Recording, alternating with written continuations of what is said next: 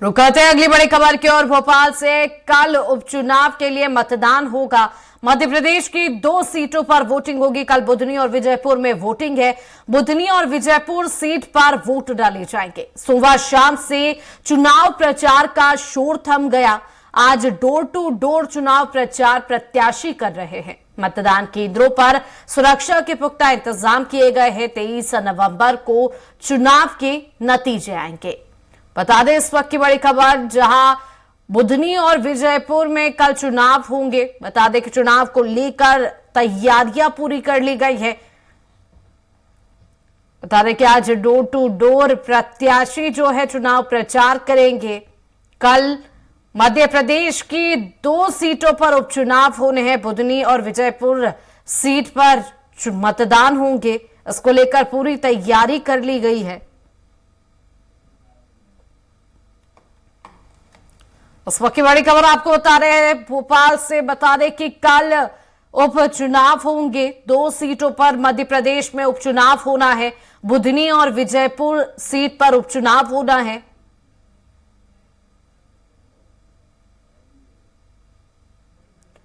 बुधनी और विजयपुर 2 सीटों पर उपचुनाव होने हैं। बता दें कि कल इन दोनों सीटों पर मतदान होंगे।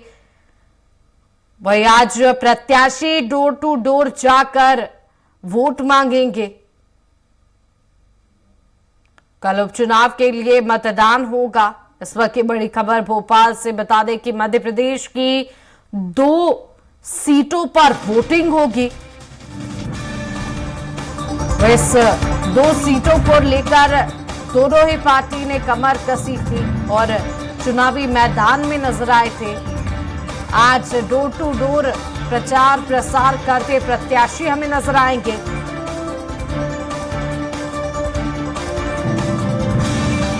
कल विधानसभा उपचुनाव के लिए मतदान है। बता दें कि मध्य प्रदेश की 2 सीटों पर वोटिंग होगी। बुधनी और विजयपुर सीट के लिए कल वोटिंग होनी है। वह इस बाद एक चर्चा के लिए हमारे साथ भोपाल संवाददाता विवेक राणा लाइव जुड़ गए हैं। विवेक, 2 सीटों पर वोटिंग होनी है कल, उसको लेकर जो तैयारियां है वो कर ली गई है। किस तरीके का माहौल जो है वो नजर आएगा? बिल्कुल, कल शाम के बाद दोनों ही उपचुनाव जो सीट है बुधनी और विजयपुर, और दोनों ही सीट पर जो चुनाव प्रचार है वो पूरी तरह थम चुका है। साथ ही यदि बात की जाए प्रत्याशियों की, तो अब जो प्रत्याशी हैं दोनों ही सीट के, कांग्रेस और बीजेपी के, अब डोर टू डोर जाके लोगों से मुलाकात करेंगे। छोटी छोटी जो सभा है वो लेते हुए दिखाई देंगे। डोर टू डोर घर जाएंगे और प्रचार करते हुए दिखाई देंगे। क्योंकि अब बात की जाए आचार संहिता की, तो जिस प्रकार से आचार संहिता लगी थी उसके बाद से देखने को मिला था कांग्रेस और बीजेपी के तमाम बड़े दिग्गज नेताओं के लगातार जनसभा थी, बड़ी सभा देखने को मिल रही थी, स्टार प्रचारक देखने को मिल रहे थे। मगर अब बात की जाए चुनाव की, तो जिस प्रकार से कल मतदान है और मतदान के ठीक पहले जिस प्रकार से कल शाम से ही जो चुनावी शोर है जो पूरी तरह थम चुका है। अब डोर टू डोर जाकर जो प्रत्याशी हैं वह लोगों से मुलाकात करेंगे और वोट की जो अपील है वह करते हुए दिखाई देंगे।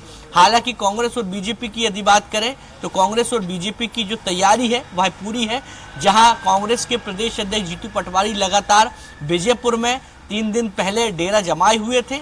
वहीं बुधनी की यदि बात करें तो बुधनी में केंद्रीय मंत्री शिवराज सिंह चौहान लगातार दौरे पर दिखाई दे रहे थे। अब देखने वाली बात होगी कि जब कल सुबह जब मतदान शुरू हो जाएगा और 23 नवंबर को जब चुनावी परिणाम सामने आएंगे तो उसके बाद तस्वीर साफ होगी कि विजयपुर और बुधनी की जनता किस राजनीतिक पार्टी को कितना प्यार देती है। मगर बात की जाए डोर टू डोर प्रचार की, तो अब जो प्रत्याशी हैं कांग्रेस और बीजेपी के, दोनों ही उपचुनाव सीट के प्रत्याशी डोर टू डोर जाकर लोगों से वोट की जो अपील है वह करते हुए दिखाई देंगे। मगर उपचुनाव की बात करें तो जिस प्रकार से 2 सीट पर उपचुनाव है और बीजेपी सरकार की बात करें तो बीजेपी सरकार ने केवल विकास के मुद्दे को लेकर आगे बढ़ी है। विकास का जो मुद्दा है वह आके लेकर चलती हुई दिखाई दी है। वहीं कांग्रेस पार्टी की यदि बात करें तो कांग्रेस पार्टी ने कहीं ना कहीं भ्रष्टाचार, बेरोजगारी, महंगाई जैसे महत्वपूर्ण मुद्दे को उठाने की जो कोशिश है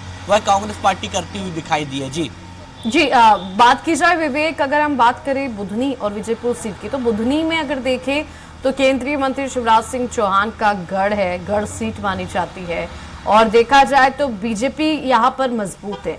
लेकिन बात की जाए विजयपुर की, तो क्या लगता है, क्योंकि 6 बार के विधायक रामनिवास रावत रहे हैं, लेकिन तब वो कांग्रेस से रहे थे, इस बार वो बीजेपी से है और कई ऐसे मुद्दे भी सामने निकल कर आए विजयपुर से जहां विकास की जरूरत है।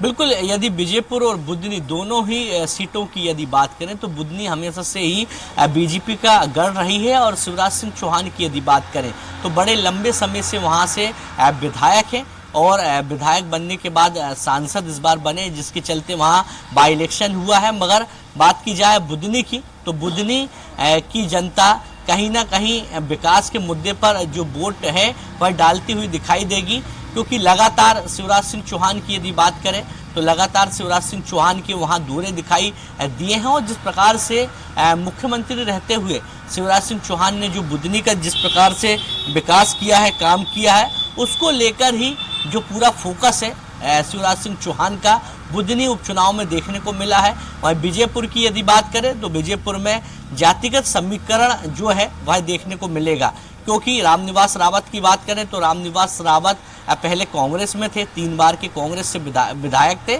उसके बाद 2024 में लोकसभा चुनाव के दौरान बीजेपी का दामन थामने के बाद बीजेपी के पाले में आ गए। उसके बाद प्रदेश सरकार ने उनको मंत्री बनाया और अब बीजेपी के प्रत्याशी हैं, तो कहीं ना कहीं एक फैक्टर वहां ये भी दिख रहा है। मगर हालांकि विजयपुर की जमीनी स्तर की यदि बात करें तो जमीनी स्तर पर जिस प्रकार से खबरें सामने आ रही कि वहां पर जातिवाद जो है वो कहीं ना कहीं गहराता हुआ दिखाई दे रहा है और जातिवाद के चलते ही जो जीत हार का जो फैसला है वह देखने को मिलेगा। हालांकि जब कल शाम से ही जब चुनाव थमा विजयपुर में, उसके बाद से ही कई जो घटना है वह सामने आई है।